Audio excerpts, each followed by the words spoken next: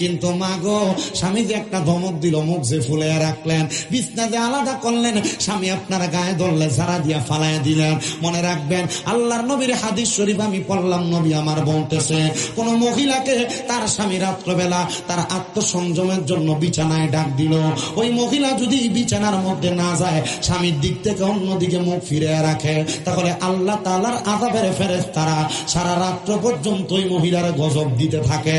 মা বোনেরা, দিনে যত ঝগড়া হোক না কেন, রাত্রবেলা যেন স্বামী স্ত্রীর বিছানায় বালিশ একটা হয়। নবী আমার বলে, ইয়া রাসূলুল্লাহ কি বলেন? নবী আমার বলে, কোন স্বামী স্ত্রী যখন বিছানার মধ্যে ঘুমাইবা, তোমাদের বালিশ যেন একটা হয়। ইয়া রাসূলুল্লাহ কেন? নবীজি বলতেছেন, স্বামী স্ত্রী যত লাইগা থাকবে, একজন আরেকজনের সংস্পর্শে থাকবে, আল্লাহ তাআলার অঢেল পরিমাণ রহমত, মানে তাদের মাঝে যত ফাঁকা জায়গা থাকবে না, এই রহমত দিয়া ওই জায়গাগুলো আল্লাহ ফুরাইয়া দিব। জবান